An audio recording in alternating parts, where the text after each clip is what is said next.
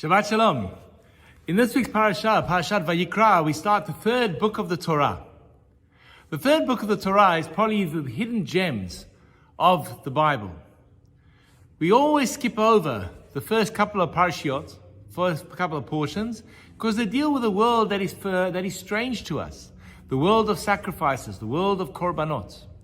And when we read through the world of Korbanot, we see that there are different laws for the different sacrifices, and then what can be brought for the different sacrifices. If you bring a cow, this is the process. If you bring a lamb, this is the process. If you bring a goat, this is the process. If you bring a sheep, this is another process. If you bring a meal offering, this is another process. And it all becomes very technical and very, if I can use the word, very boring. And it's only when we take a step back for a moment and try to understand what it is about this world of Korbanot that a light will come on and a new insight will emerge.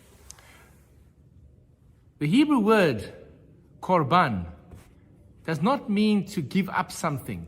In English we call it a sacrifice. But the truth is, the word Korban relates to the word likarev, to become closer. And thus the act of Korban, the act of bringing this animal, was an attempt by the person to bring closeness, become closer to HaKadosh Baruch Hu, become closer to God. The Torah, in its wisdom, shows us that there are multiple paths in which one could approach and relate to God.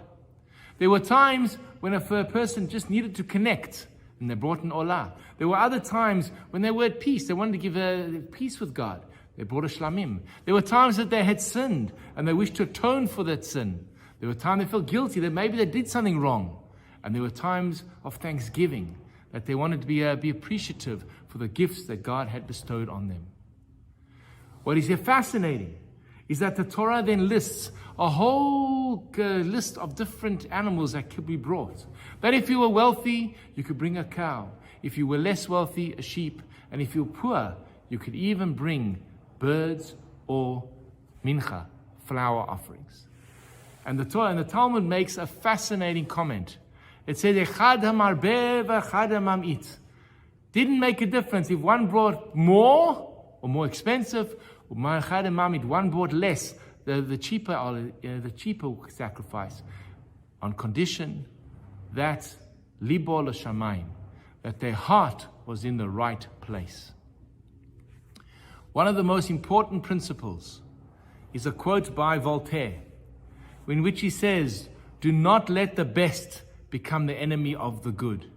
Too often we think to ourselves, there's only one way in which I can do this, and it has to be the best way. And if I can't do it the best way, I might as well not do it at all.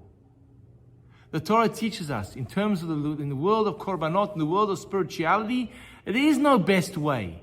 There's your way. And whichever way you choose, there's a way in which you can connect to HaKadosh Baruch Hu. If you can, bring a cow. But if you can't bring a cow, then bring what you can afford. And that will be the best, because HaKadosh Baruch Hu is looking into what's happening in our hearts. A powerful lesson about how to connect.